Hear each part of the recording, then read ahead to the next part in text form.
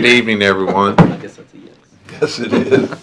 Thank you all for attending the Abington Town Council meeting Monday, March 2nd, 2026. Please note there will be opportunity during this meeting for citizens to address the Town Council when the mayor, I, Dwayne Anderson, declare public comment open. We request that anyone addressing the council sign up, approach the podium when called, and state your first and last name. Kim, if you'll please call roll. Ms. Quetch. Here. Vice Mayor Austin. Present. And Mayor Anderson.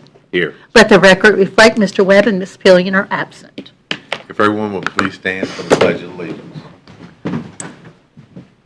I pledge allegiance to the flag of the United States of America and to the republic for which it stands, one nation, under God, indivisible, with liberty and justice for all. I don't think the pastor's here today, is he? Mr. Bonner, he must have been fired. Yeah. He's supposed to say the blessing. Kevin's going to do it for us. If everyone will please rise, Mr. Kevin Blankenship will now lead us in prayer. Sorry, last minute. Yeah, no problem. Let's bow our heads. Precious Father, we come to you this evening. We first want to acknowledge your blessings, and we want to thank you for those. Thank you for giving us the wisdom to run this city. We ask, God, that you would continue to guide this ship.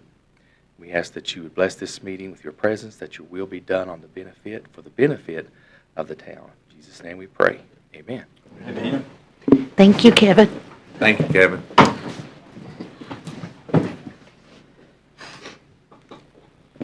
Now, I need approval of the agenda. If I could get a motion to approve the agenda tonight. The two of you are going to be busy, so you might want Yeah. to divvy up how you're going to do it. The motion's made by Ms. Donna, And I'll second. second by Vice Mayor Wayne Austin. Any further discussion? Kim, if you'll please call roll. Ms. Quetch. Aye. Vice Mayor Austin. Aye. And Mayor Anderson. Aye. Now we need approval of the minutes from February the 17th, 2026. If someone would like to make a motion on that. I move that they be approved as presented. Do I have a second? Second. Any further discussion? Kim, if you'll please call roll. Ms. Quetch. Aye. Vice Mayor Austin. Aye. And Mayor Anderson. Aye. We have no one signed up tonight for public comments. We have no proclamations tonight. It's going to lead us to opening up the public hearing. And the first thing on the agenda for public hearing tonight is a public hearing for the proposed special use permit for the home occupancy category C detached art studio in a high-density residential district R3, tax map number 014-12-31, and the address on that will be 338 Lowland Street, Abington, Virginia. And we'll ask Mr. Gabe to come up and present that, please.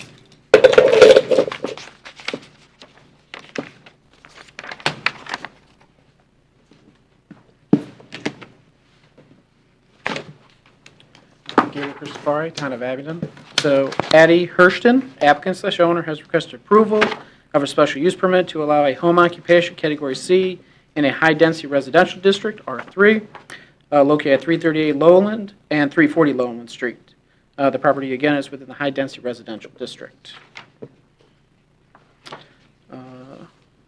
Background, the building was constructed circa 1960 and previously occupied by Grace Lutheran Church. Currently, the applicant owns the buildings address 338 and 340 Lowland Street and intends to convert the church to a single-family dwelling and the detached accessory building for a home occupation category C, which would be an art studio. Staff findings. Again, the applicant proposes a home occupation category C within a high-density residential district, R3, to operate a professional art studio from the detached accessory building on the premises and occasionally host studio art classes to a few clients at a time. For SUPs, we have to look at multiple findings and see if they meet our ordinance. So, 1, demonstrate that the proposed use, when complemented with additional measures, if any, will be in harmony with the purposes of the specific district in which it will be placed. The R3 district intends for higher density residential uses and compatible public and semi-public land uses. which allowed a church with regular Sunday services to operate from this location since circa 2010. The applicant has applied for applicable building permits to convert the church into a residence and the accessory structure into an art studio. Occasional classes will be hosted, but on a less frequent schedule than when the church was in operation. 2, demonstrate that there will be no undue adverse impact on the surrounding neighborhood in terms of public health, safety, or general welfare, and show measures to be taken to achieve such goals. Screening. The proposed home occupation is screened by an existing dense tree line along the eastern, southern, and western property line. The existing tree line should remain intact to preserve natural screening. Parking. The minimum off-street parking requirements for home occupation category C are not specifically stated within the zoning ordinance according to section 8-3-10. Interpretation of specific requirements for table 8.3.9. Uses not specifically listed shall be the same as for a listed use of similar characteristics. An art studio is considered a professional studio, which requires a minimum of 1 off-street parking space for each 500 square feet of floor area. The applicant intends to use the accessory structure, which is approximately 576 square feet for the home occupation. Standard single-family dwelling units require a minimum of 2 parking spaces. A minimum of 3 parking spaces is required for the whole kind of use that we're looking at here. Signage. Only 1 sign is allowed per home occupation. There is an existing brick monument sign structure on the property near the entrance to the parking lot, approximately 2 feet by 2 feet. This structure may be retained and utilized for future signage, or removed and replaced with a new monument sign not to exceed 4 square feet. The new monument sign may not be internally illuminated, or the applicant may choose to utilize 1 wall sign affixed to the rear accessory structure to be the art studio where the classes are held. This sign shall not exceed 4 square feet nor be internally illuminated. All signs require a sign permit application to be submitted to the Community Development Department with dimensions, materials, and renderings provided. The sign permit must be issued before any installation of signage can occur. 1 portable sign is allowed without a permit, provided the portable sign does not exceed 4 square feet, 4 feet in height, and is not placed in a location that obstructs sight line distance and is moved inside when an event is not being held. 3, show that the proposal meets the applicable specific and general standards required by this article. The Planning Commission can discuss this, which they did. They added 2 conditions. One is adequate parking be identified with the appropriate striping. Staff, we went on site, there is adequate room for parking. They just have to identify it by striping the lots. And then the meets and bounds of the property be identified. Other than that, the SUP was approved as presented with those conditions unanimously, just with 1 absent and 1 absentee. So yeah, if you have any questions for me, I'm more than happy to answer them. If not, the applicant's here to provide answers. I can, so. No questions. And hey, welcome to the neighborhood. I actually live on Highland Street, and I know the property that's in question here, so I know that there's adequate space there for parking. I know it's just not marked off, but I think that's going to be a good thing for my neighborhood and the residents down below on Lowland Street as well, too. Yes, ma'am. There is adequate parking. I understand that the striping is required, but I think it would be more pleasing without it, just personally. But I understand the Planning Commission asks that it be striped.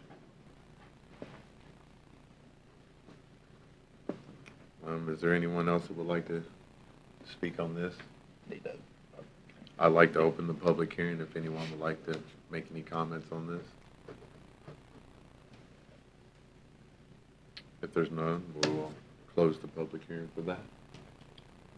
And we'll move on to the next that we have on the docket for public hearing is on the proposed special use permit for cottage using development in the high-density residence district R-3, tax map ID 011-1-13, Taylor Street, Abingdon, Virginia. And I'm going to ask Gabe to come up and present that, please, again.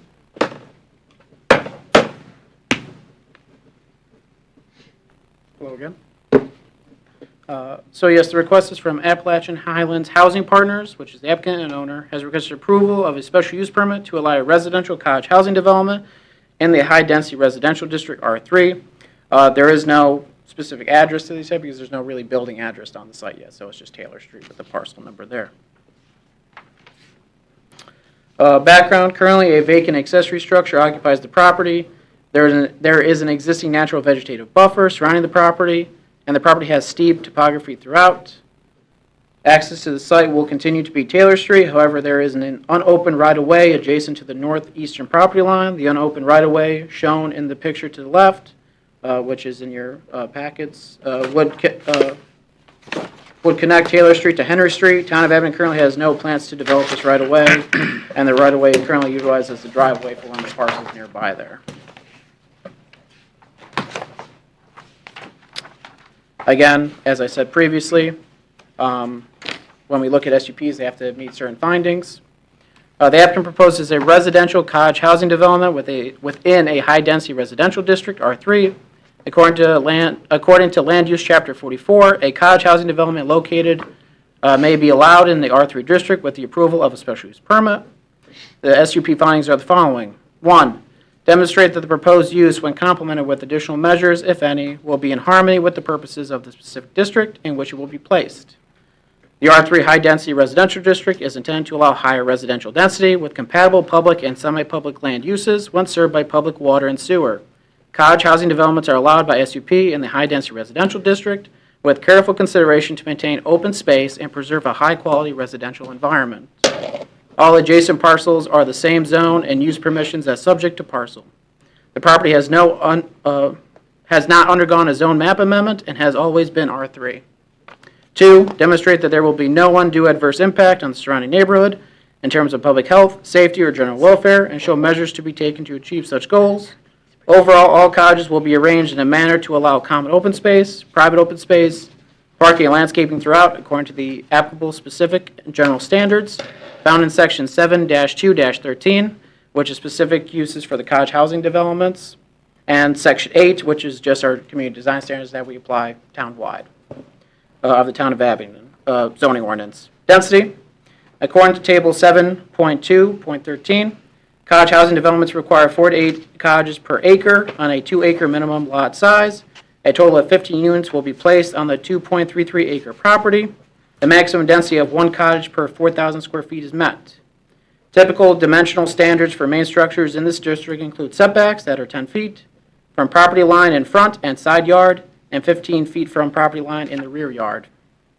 The maximum height width shall be 25 feet from grade and unless otherwise approved as part of the SUP. All cottages maintain a separation of 12 feet minimum, have a covered main entry porch at least 5 feet in any direction and measuring 60 square feet, a maximum ground floor area of 1,000 square feet, and an additional covered private back porch. Facade. Architectural plans shall be submitted that demonstrate a variation in building design, including building articulation, material structure, textures, and other features. Typical materials are outlined in Section 7-2-13F, but departure from the standards may be reviewed through an alternative design review process, which that happened at the Plan Commission meeting. They were all agreeable to that. Street-facing facade should include changes in side materials and color, building modulation with depth of at least 1 foot and or windows which include bay windows. More than 1 main entry door will be visible from the street, and no cottage appears to turn their backs. Common open space. Over 50% of all cottages must have a common open space, which shall not include slopes of greater than 15%, streets, or parking area. 9 of 15 cottages abut a common open space, including a dog park, pollinator garden, and picnic area. Private open space, individual cottages shall have a minimum of 200 square feet of private space, separated by a privacy fence, no taller than 36 inches in height, and no less than 8 feet in any direction. All fences shall be designed according to Section 8-2-9. Landscaping. A landscape plan shall be included with a site plan submission. The plan shall include the standards outlined in Section 8-2-3 and 8-2-4. There is an existing dense tree line surrounding the property line that may be retained and credited toward landscaping requirements if they are healthy and conform to the minimum size and height standards as outlined in 8-2-7 and protection standards outlined in 8-2-8.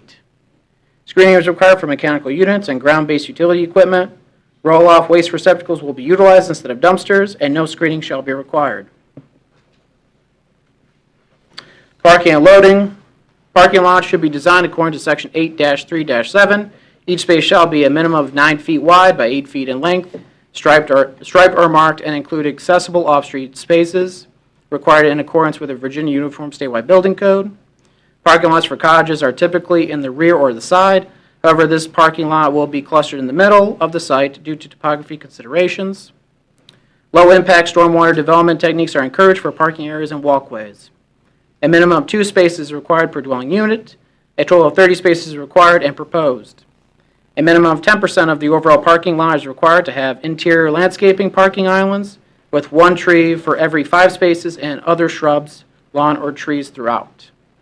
The parking lot should have reduced visibility from the street and should be landscaped and screened accordingly.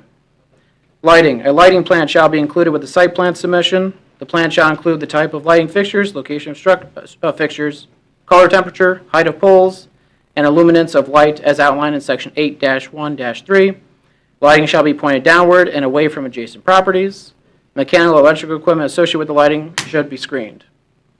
Signs. The cottage housing development is allowed one freestanding monument sign that is not internally illuminated.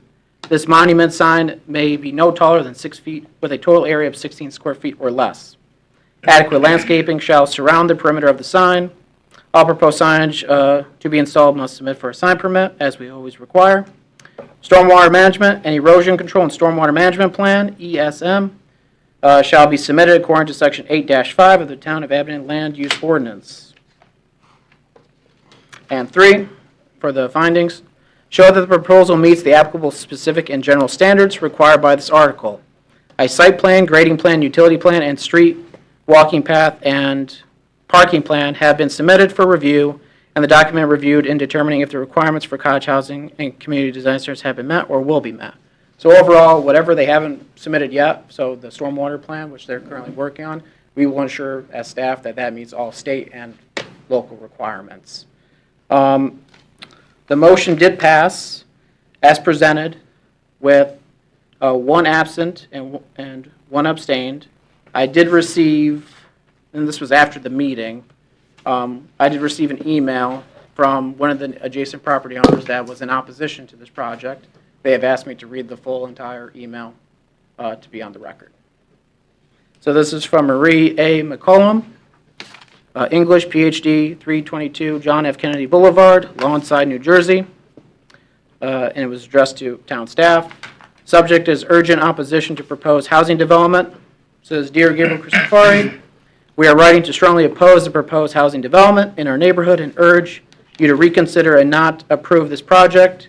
Tax map ID number 011-1-13 to be determined Taylor Street, Abington, Virginia 24210. Our homes may be older, but they are well cared for and full of families who have built their lives here. While there may be some vacant or declining properties, the area as a whole is thriving and does not need the reinvention this development proposes. It is a stable, lived-in community where neighbors know one another, children play safely, and families have invested years of hard work into maintaining their homes. Residents choose this area because of its character, manageable density, safe streets, and sense of community. This development threatens to fundamentally change everything so many of us have worked to build. This is not simply about new homes, it is about scale, impact, and sustainability. One of the most concerning aspects of this proposal is that the new homes are being marketed with income qualifications between $65,000 and $140,000 per year. That income range is lower than that of many current residents.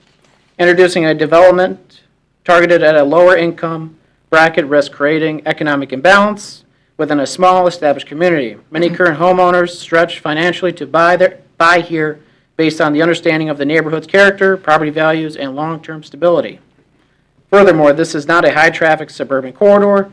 It is a small country-style street with limited traffic flow. It was never designed to handle the volume that would come with a new development.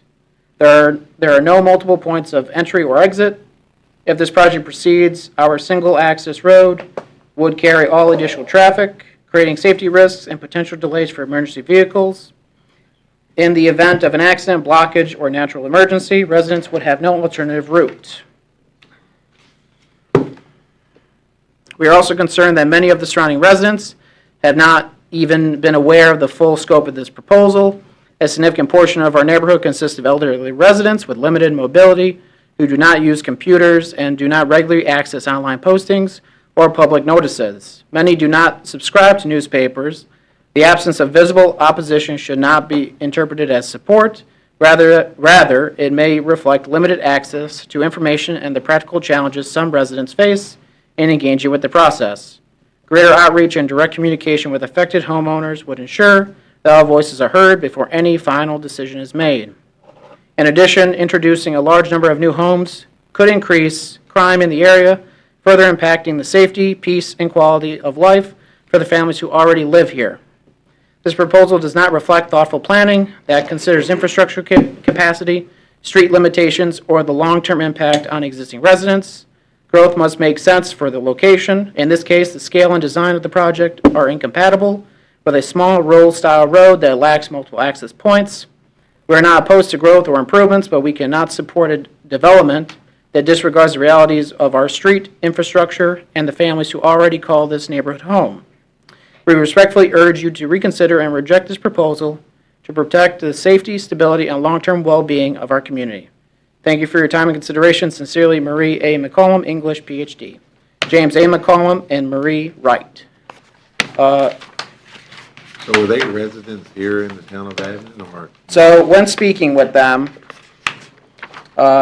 they only come here maybe two out of the 12 months out of the year. So that's at the most. The one that I just read the letter from, she lives in New Jersey. The other gentleman who's the, I guess, overseer of the trust that controls that property, he's in California. Just to touch on what they mentioned about the process, as with all SUPs, rezonings, zoning amendments and everything, we are required by state to do a public notice in the newspaper of a general circulation. We did that for this one and any other ones.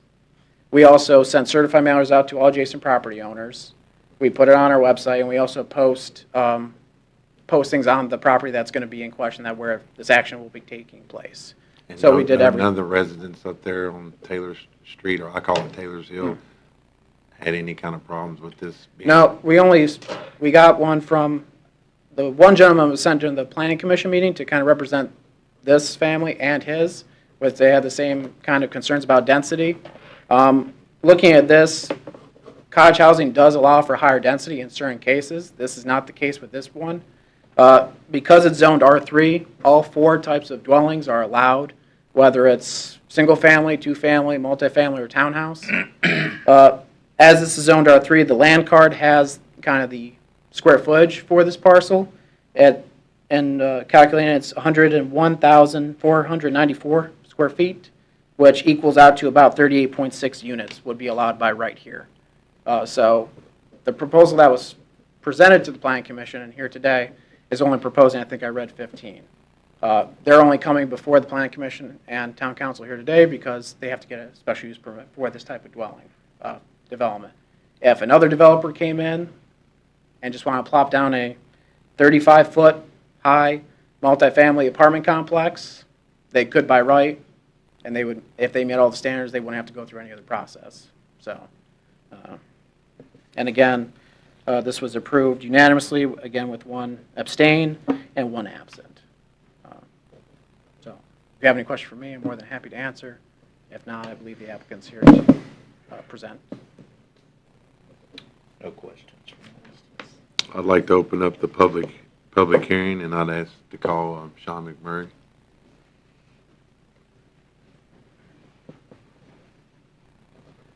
Distinguished members of the council, my name is Sean McMurray, and my work address, I work here in Abingdon, if that's the one you want. It's 848 Frenchmore Junior Boulevard in Abingdon.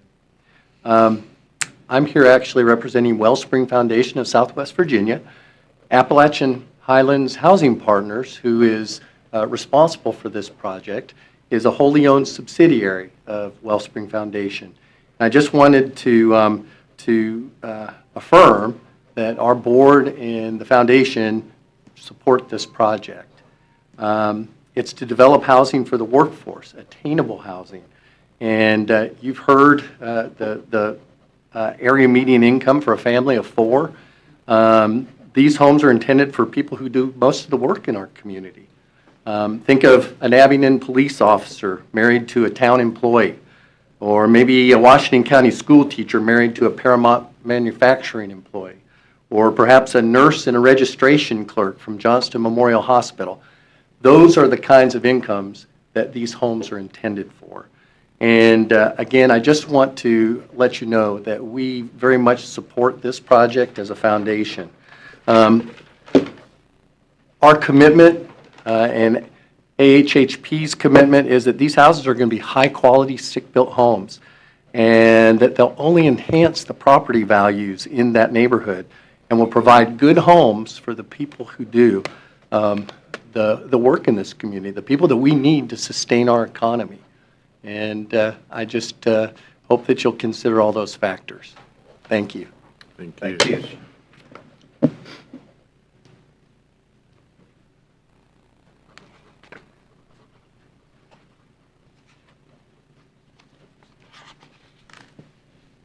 Small group tonight, huh? Yes, ma'am. Good evening, Maya. Good evening. Miana Rice, 15506 Mendota Road. I'm going to do a little bit of a presentation here. Perfect. The first thing I'm going to talk about is really why Wellspring went all in on housing. So, like Sean mentioned, the Wellspring Foundation of Southwest Virginia spoke with their counties, which are Grayson, Russell, Smith, and Washington counties about 4 years ago when they were first formed. And they asked them, what's the most important thing that we can focus on in those communities? And they heard over and over and over, workforce housing and workforce.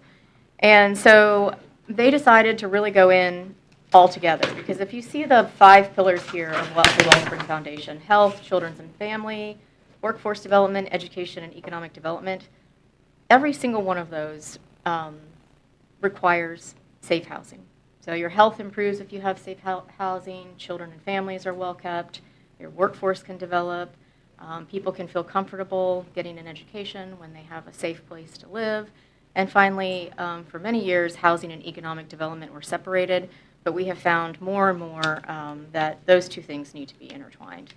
You can bring all the jobs in the world you want, and we've seen that over and over where counties and towns have had opportunities to bring jobs, but those industries have said we can't locate there because there's no housing for our employees. And really, that's every housing type, right? It's housing type for high earners, low earners, et cetera. However, like Sean mentioned, with Appalachian Highlands Housing Partners, we are not creating affordable housing. In fact, a part of me didn't even want to really present with that even, as part of the slant or the ideal, because truthfully, in order to be a nonprofit developer in the 80 to 120% of the AMI, we had to actually file under a specific additional requirement that says you're actually providing market rate housing, but how you're doing it is in a nonprofit manner. And so again, these houses are to be sold between $200,000 and $300,000. I pulled the houses off of the GIS and looked at their tax assessment, which was done in 2025, so it's not several years old. And literally there are 2 homes, and I'll submit this to the record, but there are only 2 homes that are above $200,000 in that on Henry and Taylor Street. And so we think that we are providing a competent, competing for-profit market. The way that we're really getting there to get people in attainable houses, or we're stacking programs to get a lower mortgage for them. So I'll just submit this. Thank you.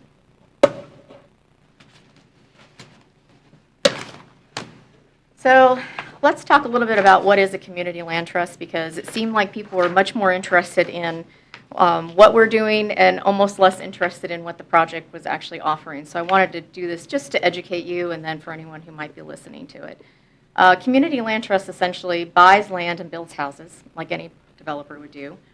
It then sells homes, and the one thing that we place on that home is a basic deed restriction through a ground lease that says if you buy this house for $215,000 and you live in it for 5 years, you cannot sell that house for $415,000. You need to, once again, sell it for an attainable price into the future. So basically, it's a pay-it-forward model that says you get a great mortgage now, and when you leave, the next person also gets a really great attainable price. We'll give a little example here. We have a person named Alex. She's currently renting a house for $2,000 a month, which if you've looked at rentals in the town of Abingdon, that's probably a very easy number to get to.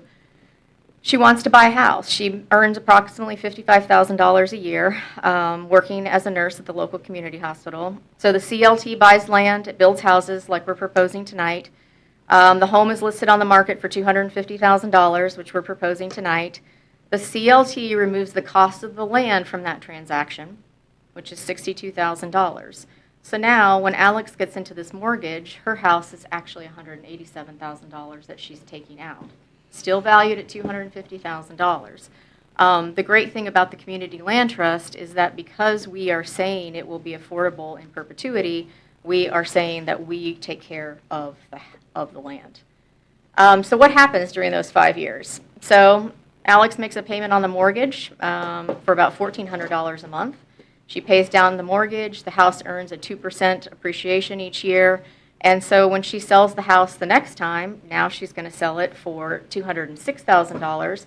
She has earned equity from the mortgage. She's also earned equity from appreciation, and she saves $600 a month by having a mortgage rather than renting at the high rate she was renting. So in 5 years, she'll leave with $31,000 in total equity.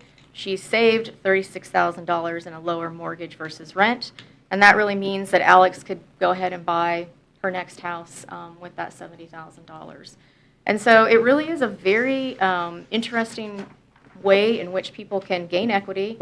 And I did that, right, back in probably the early or the later 90s when I bought my first home. I think I bought it for $89,000 and sold it for about $106,000. Like, that was sort of the more traditional way that people went about it until housing prices have really skyrocketed and you don't find that environment anymore with the natural appreciation.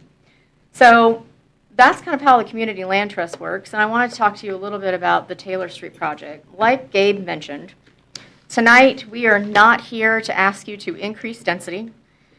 We are not here to ask you to rezone this to something that it isn't already zoned for. We are not even here to ask you to do anything that is really outside of what we would be allowed by right. What we are asking you to do is to approve a type of use that in our code allows for a very special layout that really attracts community into a space where we think, based on the letter that you heard tonight, community already exists. The underlying zoning would allow us to have 12 single-family units. The underlying zoning would allow us to have 10 sets of duplexes, so we could have 20 units here. The underlying zoning would allow us to have 25 townhomes, so we could plant 3 rows of 7 townhomes. And it would also, like Gabe mentioned, allow us 36 units in a multifamily apartment complex. Those uses we don't think would match this community. Those uses are allowed by right. Those uses I would not be standing up here in front of you asking for a special use permit. We can do those and just work with town staff. We are really trying to look at cottage housing because we think that it is about creating community. It's not because we're looking for the highest density here. So when we have a lot of questions about that, I just want to go back to the fact that we're not asking for anything that we couldn't already do.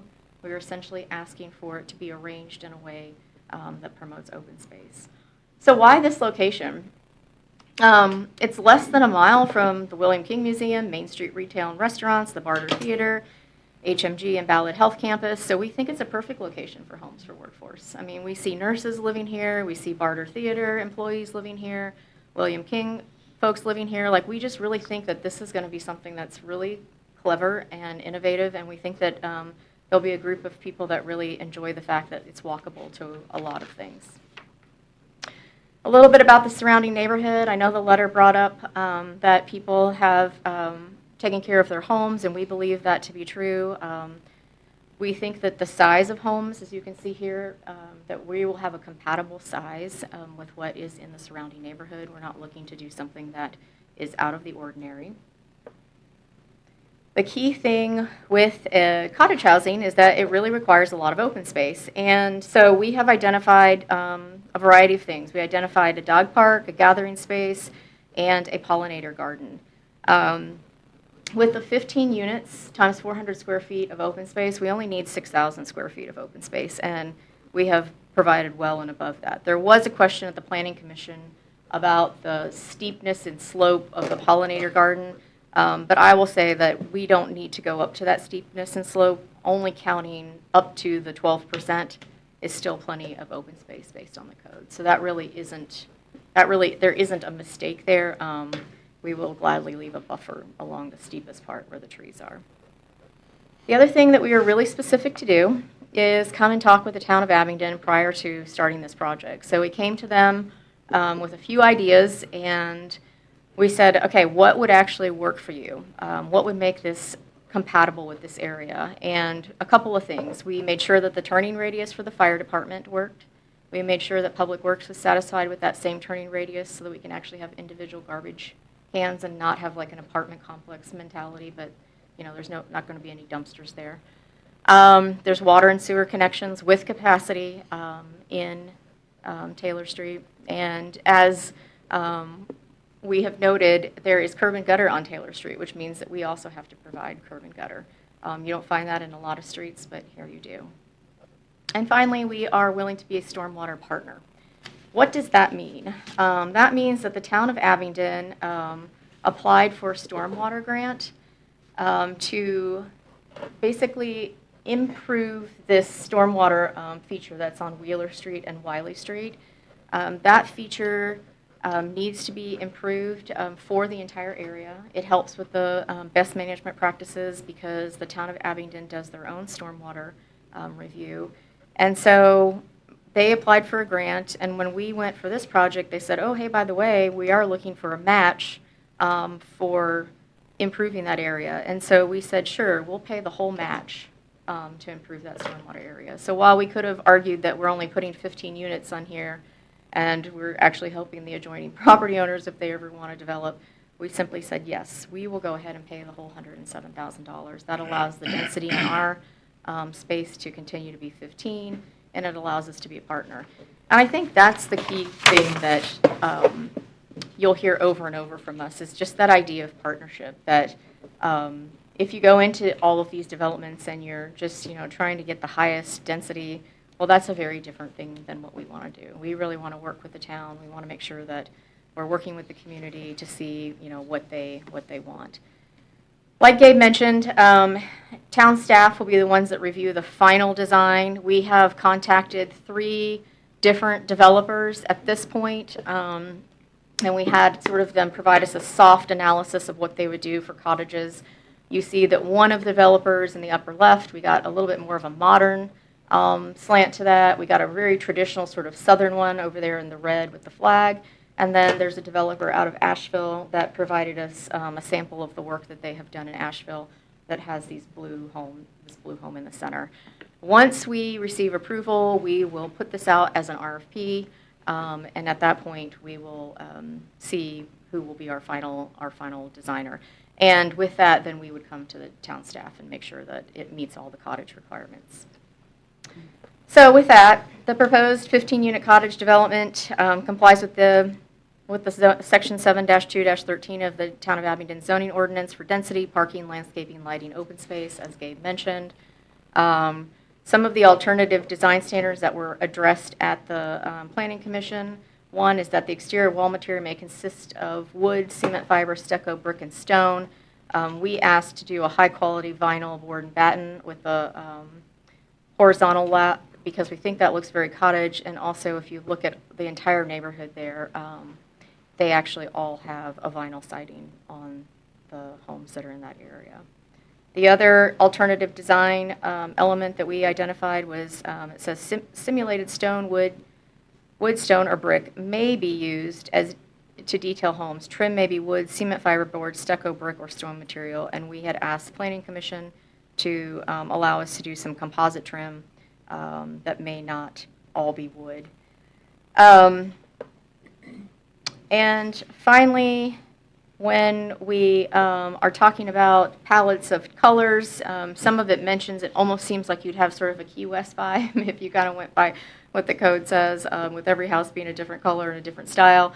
So we're just wanting to make sure that, you can see here that as long as you have maybe one or two styles or one or two colors, the cottage development really kind of thrives in a little bit more of a similar fashion across the unit. So that's, again, part of that alternative design. So our final request is really that you all approve the Taylor Street special use permit, a cottage development with alternative designs, and the conditions that we indicated that could be included are that staff approves the final design, and all final plans would be submitted to staff, including lighting, landscaping, signage, and infrastructure. As Gabe mentioned, we have not completed our stormwater plan yet because, again, if this comes through and then we partner with the town, obviously there's going to have to be some work done on the actual stormwater feature, and then that will shift with how and what we submit to you for that. So if there's any other questions, I can take them. I will say probably just a couple of comments off of the letter that was submitted. Again, the house prices all being relatively in the same price range that we're looking for. We actually think our price range will potentially be higher, and so we think that will improve the neighborhood. As Sean said, the median family income in Washington County, which includes the town of Abingdon, is $79,000. So that could be, we're looking at $65,000 to $100,000. So it could be one person making $100,000, or it could be two people making $50,000. So this in no way, shape, or form is affordable housing. Affordable housing comes in at the much lower income levels, and at those lower income levels, you're talking about a family of four making $38,000 a year. We're not doing that. This isn't Section 8. This is really a way in which we can ensure that homes stay attainable in perpetuity. And that's really where the community land trust piece comes in. And so, with that, I will answer any questions you might have. What's the time frame here? When do you hope to start? Sure. Well, let's ask Matthew Lane when he can get started on the project. Yeah, so if you all approve this tonight, what we're looking to do is basically put it out for bid as far as the project goes, and then also Matthew will be working on all of the engineering documentation to submit that to town staff.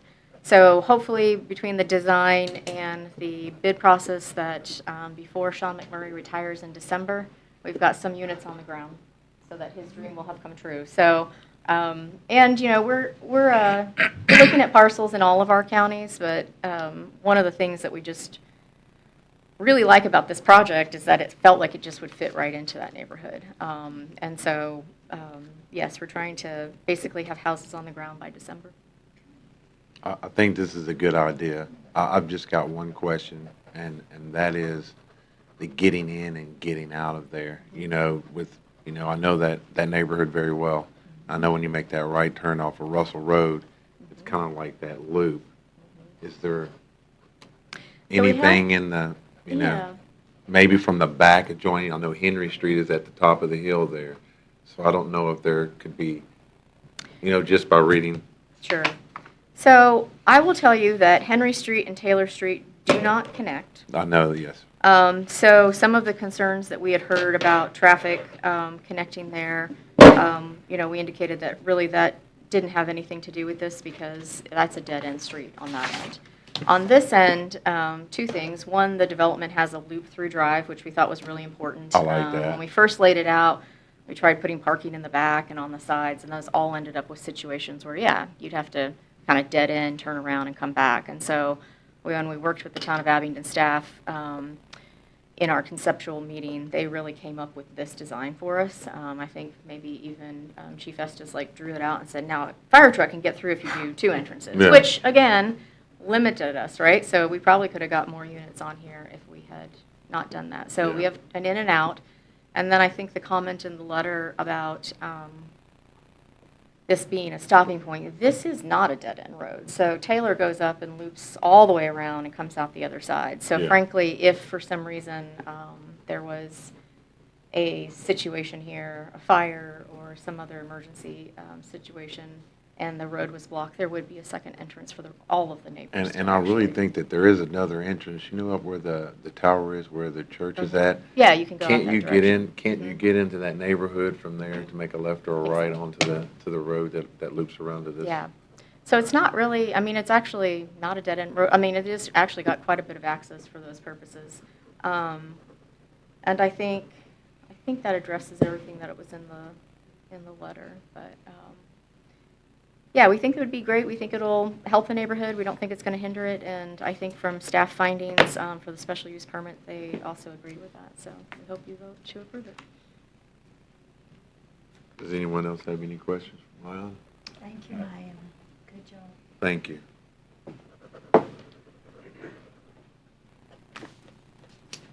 And now with that being said, we'll close the public hearing.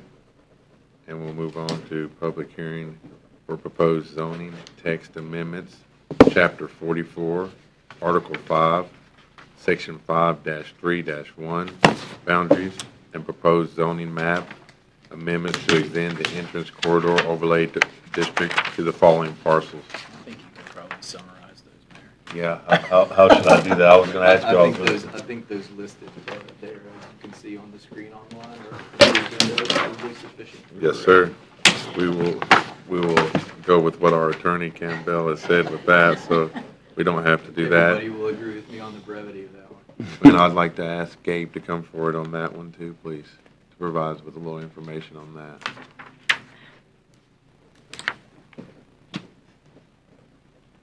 All right, Gabriel Christopher, Town of Abington. So yes, the Town of Abington has requested approval of a zone text amendment and zone map amendment for specific parcels within corporate limits along Porterfield Highway to be included in an entrance corridor. Porterfield Highway is a highly trafficked route that is a primary entrance into town.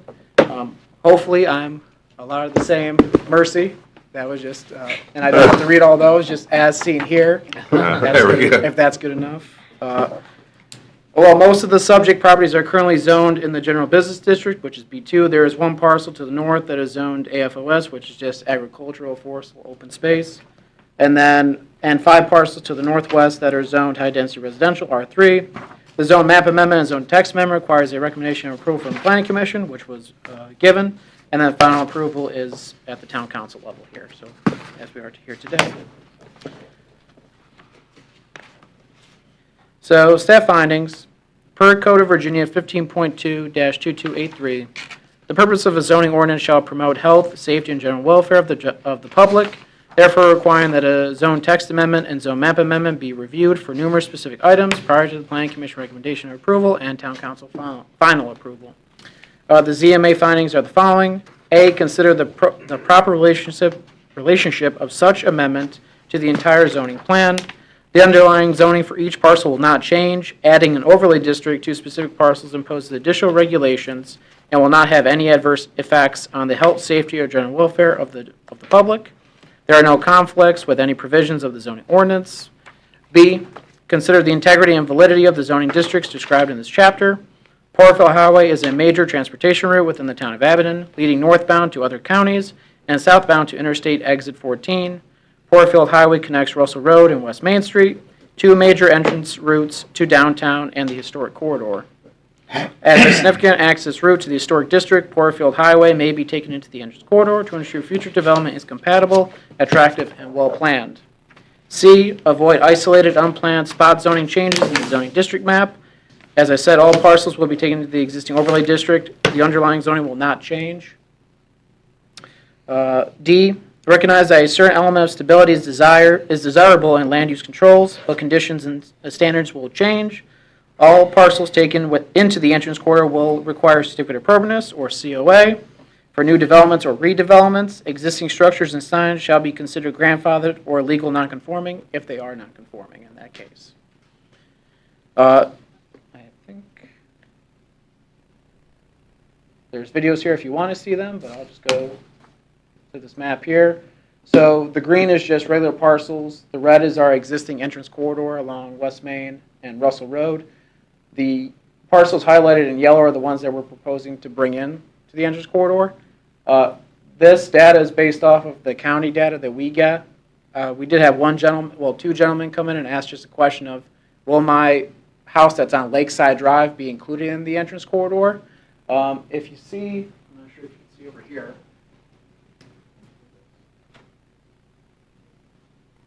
So how the county data is set up is that for some reason when you click this parcel, this gets selected. When you select this one, this gets selected. We would not have the houses be in the entrance corridor because they're not adjacent to Porterfield. We would just have, when we send this to our GIS people to do this map, that just to select those that are adjacent to Porterfield be selected. When the gentleman came in, he said that was a pond and the other one's so small that nothing really can be done. But again, it's just kind of housekeeping to make sure we have that uniform district there. So back to the findings. E, consider the right of all citizens to be treated reasonably.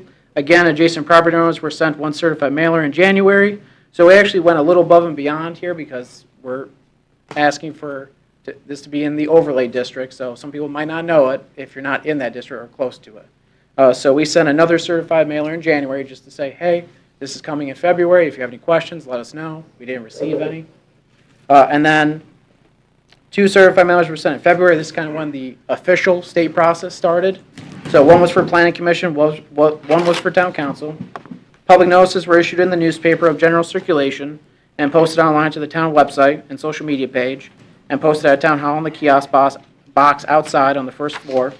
And field notices were placed along the corridor there. So we put them in the medians. A list of parcel numbers, owner names, and physical addresses that will be affected by the possible zoning text and map amendment are included as attachment A. And then F, evaluate all changes based on the comprehensive plan and comprehensive analysis of community conditions. The Abington Comprehensive Plan was adopted in 2020. There are specific references to the entrance corridor and Porterfield Highway in Abington. In 2003, Abington adopted a historic district entrance corridor overlay district to achieve an enhanced land development pattern and retain the town's historic character. New development within entrance corridors leading to the historic district must meet design standards for landscaping, signage, architecture, lighting, and site planning, and be approved by the Planning Commission. Porterfield Highway serves as a major north transportation corridor to adjacent counties, and again, it's just mentioned as a major corridor. Overall, staff can conclude that the inclusion of the specific parcels into the entrance corridor, as I've identified here, shall not constitute spot zoning and is in line with the Town of Abington Comprehensive Plan adopted in 2020. And then you see kind of the revisions that we're doing to the text there. We are taking out historic district entrance corridor overlay because we found that when we say that, people think, am I in the old and historic district? That's not the case. You're in the overlay. You're in the entrance corridor overlay district. And we looked at other kind of areas. Some call it gateway district, so they don't have anything about historic in there, so it just kind of helps take out that confusion.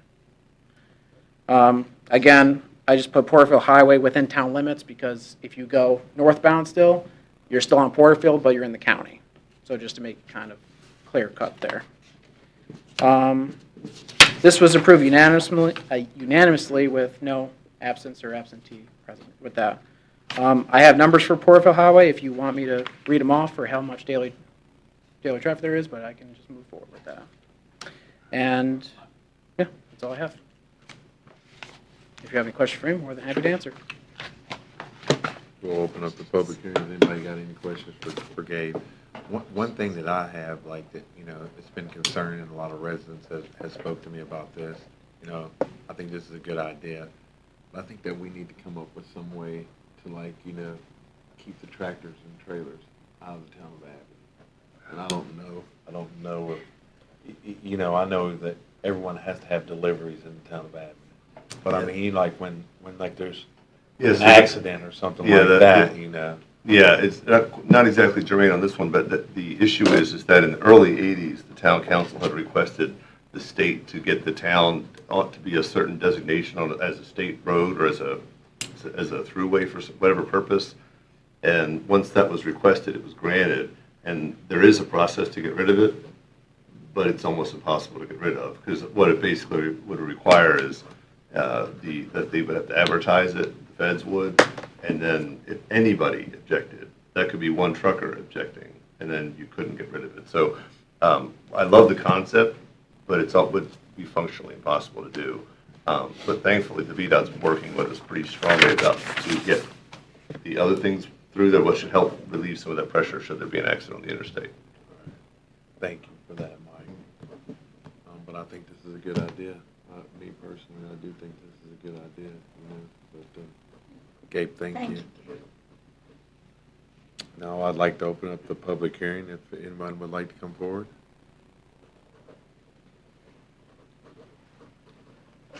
If no one wishes to come forward, I would like to close the public hearing or the public hearing on that as well too. Next, we'll move on to resolutions. We have one resolution tonight, and we have several resolutions, excuse me. We have three of those. The first is to propose special use permit for the home occupancy category C detached art studio in the high-density residential district R, tax map number 014-12-31, address 338 Lowland Street, Abingdon, Virginia.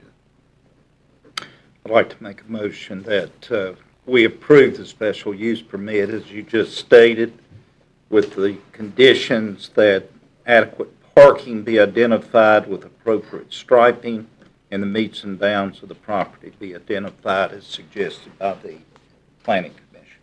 I'll second that motion. Any further discussion? Kim, if you'll please call roll. Ms. Quetch. Aye. Vice Mayor Austin. Aye. And Mayor Anderson. Aye. The second will be the proposed special use permit for the cottage housing development in the high-density residential district R-3, tax map ID 011-1-13, to be determined, Taylor Street, Abingdon, Virginia. I'd like to make a motion that we accept this special use permit for cottage housing development. Do I have a second? I'll second that. Any further discussion? Kim, if you'll please call roll. Ms. Quetch. Aye. Vice Mayor Austin. Aye. And Mayor Anderson. Aye. And the third will be the resolution supporting Liberty Fest. Abingdon's history is America's history. And I will ask Gabe to come up and provide us with some information on this. Gabe's getting his salary. Gabe is today. working it today, Working dude. my- Earning it, dude. This should be the last one. Yes, sir. So this has been kind of talked about leading last year and early months of this year and everything. So the United States is coming up on their 250th anniversary of being a nation, and we are, and every state's partaking in that celebration. So our state's is VA 250. We are having an event called Liberty Fest. Abingdon's history is America's history, and so where we'll have a festival at the muster grounds and around town to really promote America's history, but also Abingdon's history here and how they played a part in helping get independence from the British. So we are applying for a grant to the Tobacco Commission, and it requires us to have some sort of match there. I'll just go to the fiscal impact here. So we already previously were awarded and accepted $27,900. That will be used as part of our match, plus the $5,000 of in-kind administrative costs, so anything that we have to do to help set up the event, manage it, coordinate it. That would bring it to $32,900. Essentially, there is zero fiscal impact because unless the costs exceed $50,000, which we're now looking to that to happen since we budgeted it for it. So we're requesting from the Tobacco Commission $17,100, and again, once that's kind of closed out and that grant's closed out, that money would be brought back into us here. So we have to budget for the $17,100 to be in our budget there, but then again, it'll be reimbursed to us once the grant's closed out. So there's really no fiscal impact here. But again, for this grant, we need a resolution from Town Council and just to move forward with it. If you have any questions about Liberty Fest or the event or anything, I'm more than happy to answer. No questions. No question. Would anyone like to make a motion on the resolution supporting the Liberty Fest? I'll make that motion to support the Liberty Fest. Do I have I'll a second. Any further discussion? Kim, if you'll please call roll. Ms. Quetch. Aye. Vice Mayor Austin. Aye. And Mayor Anderson. Aye. And with that, we're going to move on to the first reading of ordinance. We have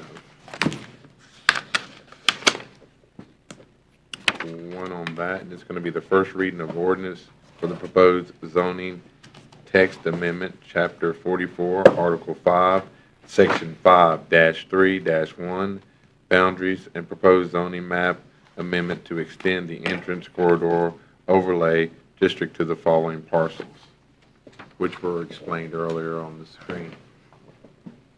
And I'm going to ask Gabe, I'll ask Gabe to come up and give us one more little brief instance on that.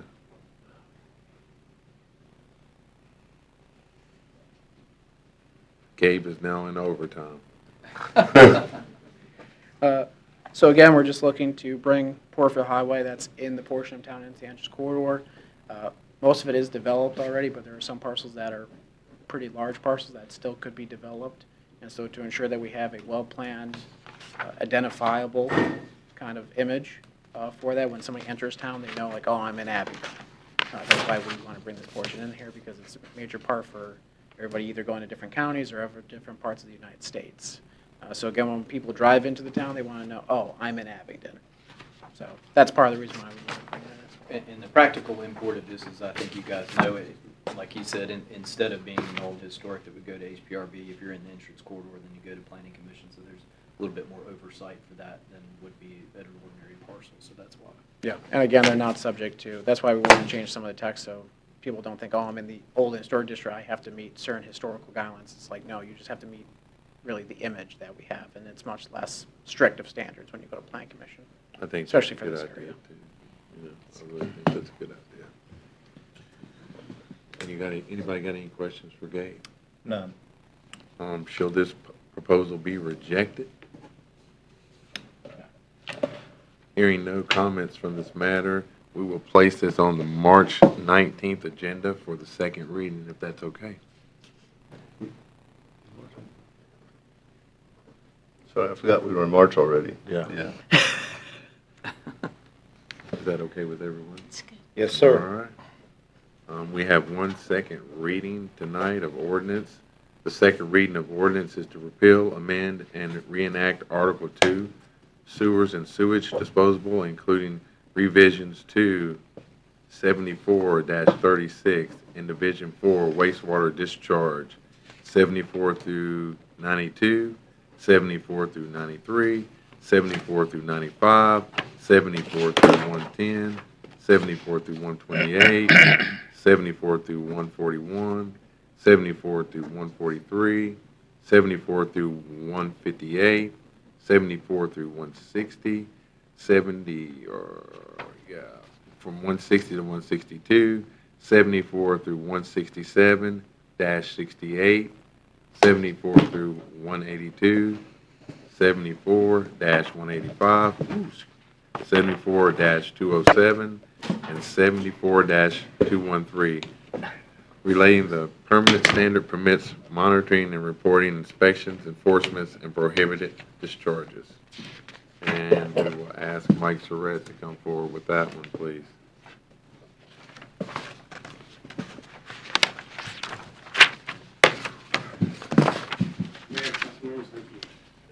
Again, this is the second reading of this ordinance.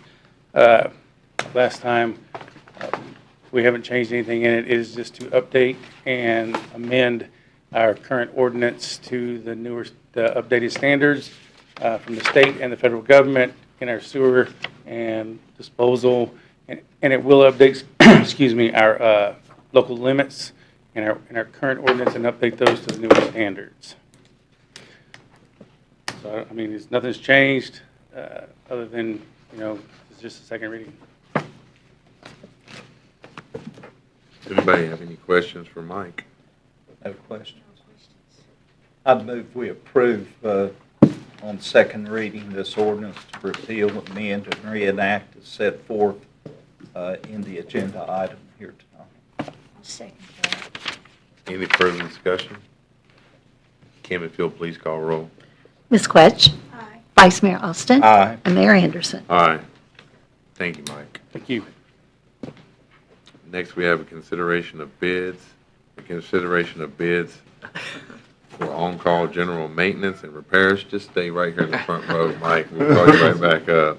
It's a consideration of bids for on-call general maintenance and repairs, contracting services. And we're going to ask Mike Surratt to come up and present that to us. So Public Works put out a RFP for general contracting services. And this is to really just update and go again. We had one previously, and now we let that one expire, and we went with a new RFP. We did get 2 respondents from Belfour Restoration and Appalachian Contracting. Both of them responded. They were both fairly equal in what they responded with for the services that we asked for in their price range. This does not require anything. All the items that we would task order them with is already in our budget and/or grant funds or emergency services that we need. So we did have a bid opening on February the 19th. Both of them were responsible respondents. And after doing a review of both of their proposals, our staff recommends awarding an on-call contract to both Belfour Property Restoration and Appalachian Contracting, LLC.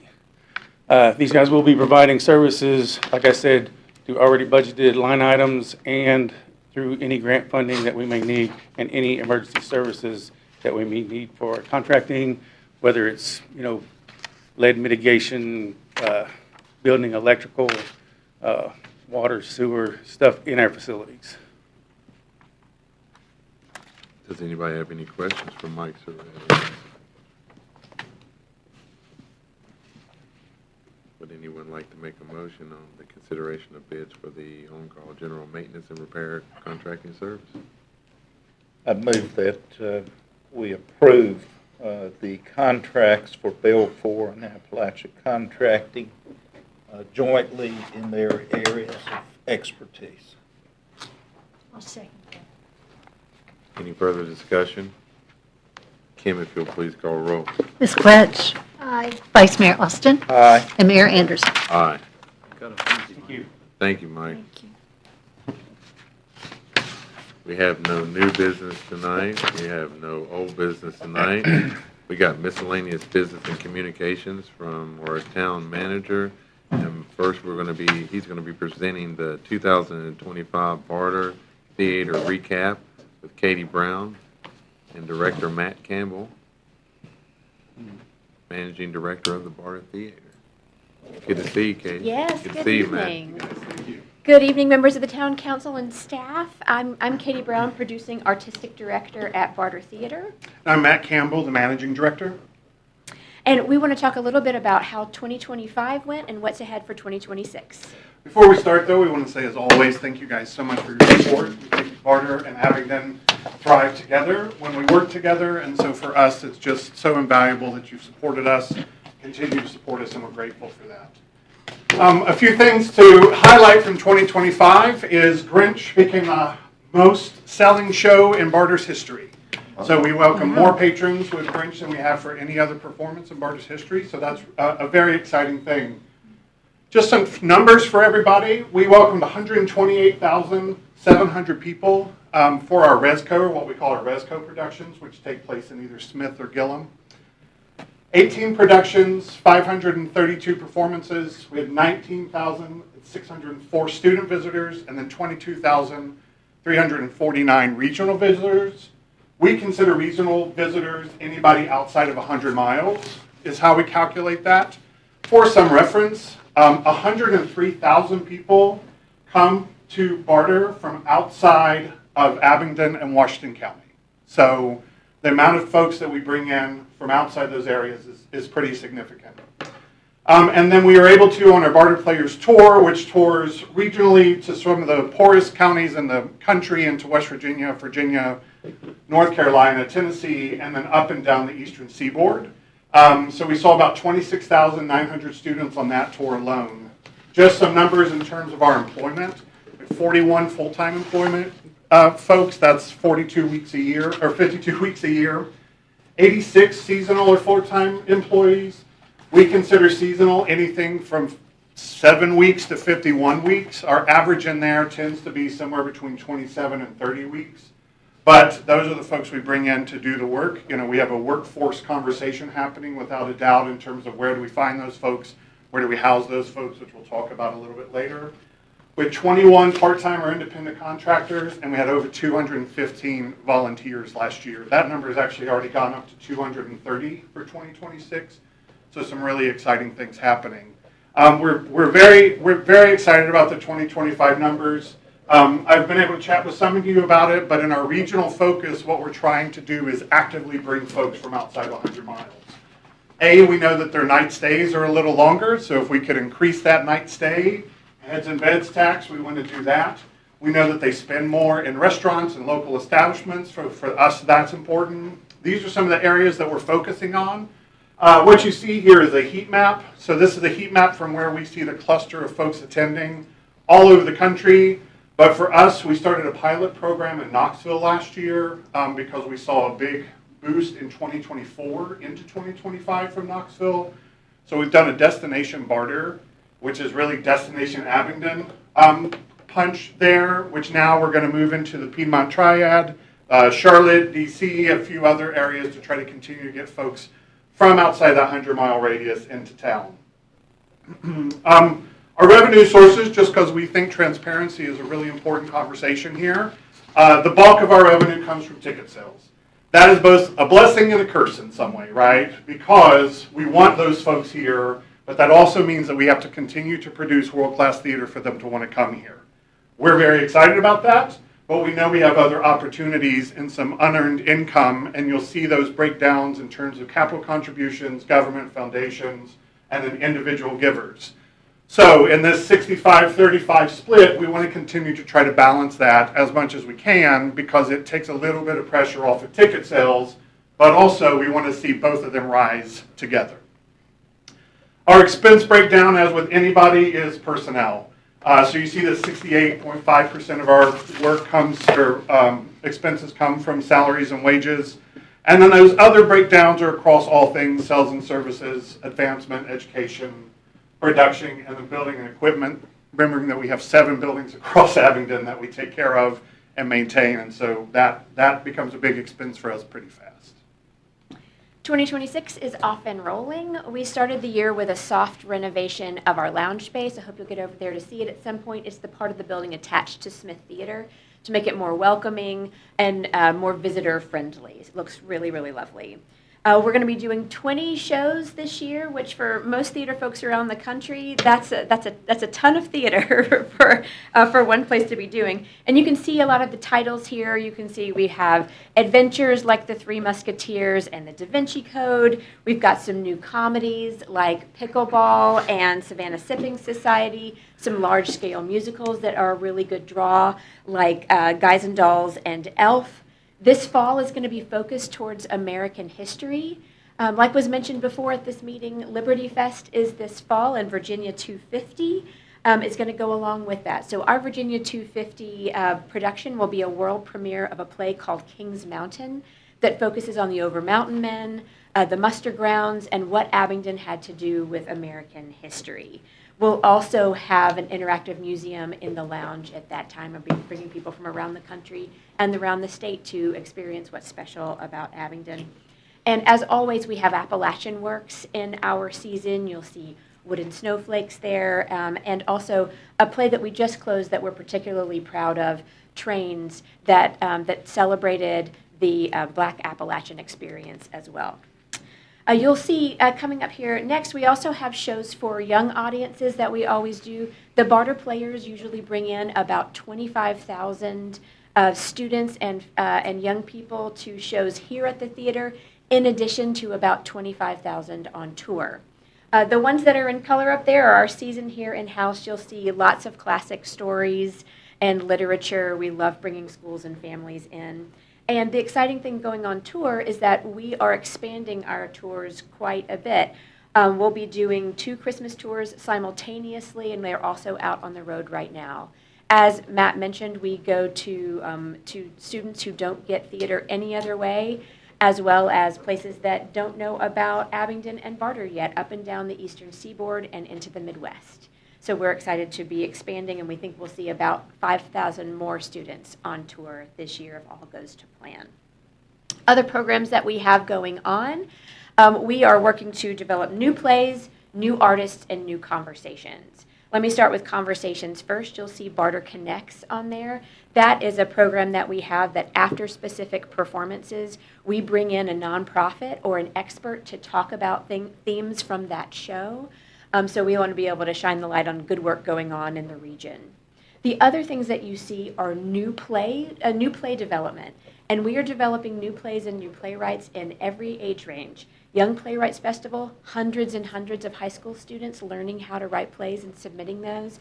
And we have a great festival where they perform, their shows are performed by professionals. We've got College Playwriting Festival, Black Stories, Black Voices, and the Appalachian Festival of Plays and Playwrights. So you all may not know it, and the people watching may not know it, but Abingdon has become a premier place in the nation to develop new plays. There are people, thousands and thousands of plays and playwrights have come through these programs. And we are proud to say that while for many theaters, producing one world premiere would be something to tout in a season, 13 of our 20 shows this year are either world premieres or were originally world premieres at Barter that we commissioned. So lots of exciting things going on there as well. Just wanted to also just mention some of the ease of access that we have. We believe that theater should be available to everybody. And you'll note we have Pay What You Will, the first performance of every single show that we do. Barter Day performances where people can still trade ham for Hamlet. They can come and pay food that we give to the local food shelters for shows. There are $22 seats available for every single performance. We want to make sure everybody can experience the show, so we have open caption and hearing loop, sensory friendly for people with sensory sensitivities, and we give away an awful lot of tickets to students. Years ago, we heard that there were students who were being made to stay back in their classrooms if they couldn't afford tickets with the rest of their classes, and we didn't like that. So we give a lot of free and reduced tickets and bus subsidies to help those schools and students who wouldn't be able to come otherwise. We often get asked what are challenges we're facing apropos housing. We've had great conversations with Wellspring, very excited about the project they're working on certainly, and do feel like it could be a benefit for our artists and our staff here in the region. Cost of insurance, and I'm sure everybody in this room will shake their head with this, but we are at that because of where we fall in terms of number of employees and the way that our policies work. We hit over the 50, which drastically increase it. So we have things we're looking at there. Rising overhead, of course. Our workforce availability is that we don't necessarily have a direct pipeline in this community to put people into the work that we do. So we bring them from other places. Well, that means we have to house them in many ways from those other places. So we have the Barter Inn, which is 45 units that can house up to 47 people, but that puts a lot of pressure on us to continue both that, but then other times where we have more folks we have to house than we have at the Barter Inn. Dependence on ticket sales, which we talked about, keeping those tickets affordable, but also trying to how we balance with the rising overhead for us. Discretionary spending is a big conversation for us on individuals.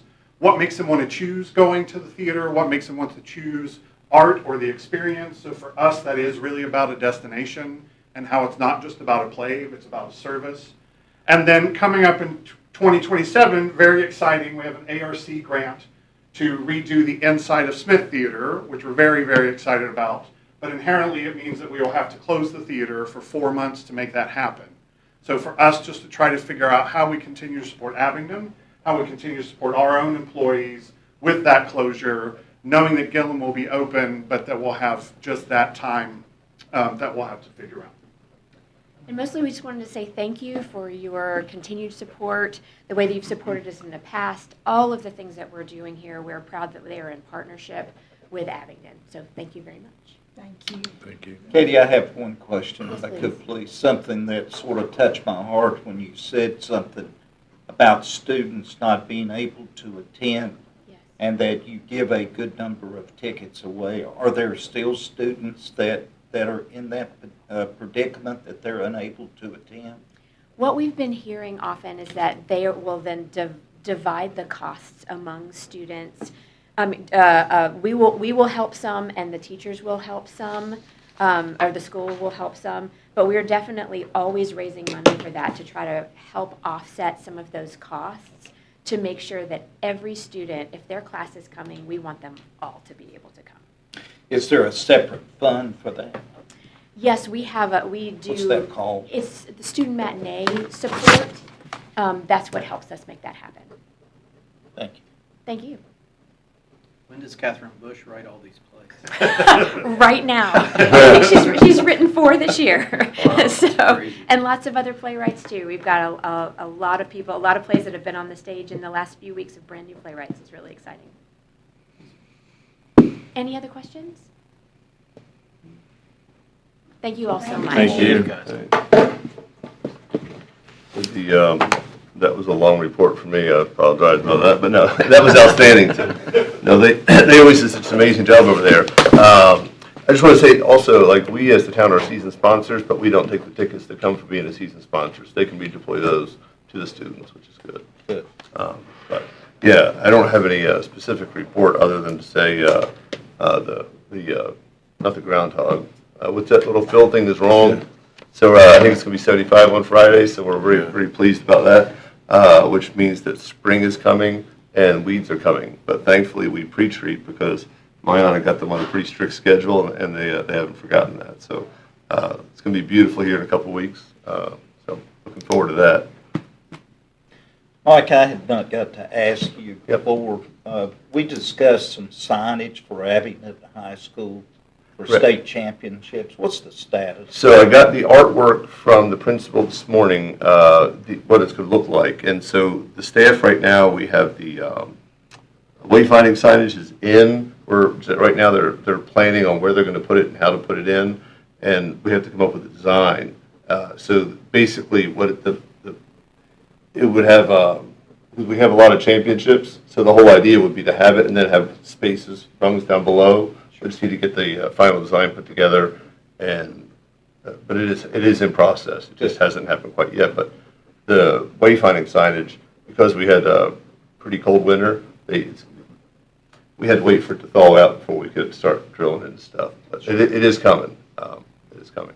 So, but it basically, I forget which town it was that I got it from. But I get the general design from someone. I sent it over to Ms. Cumbo, and she was good with the general design. But because sometimes I've seen ones where they have like individual players. We have or athletes, and all. We have too many of those. But just sticking with teams with room to grow. So. Thank you. Mm-hmm.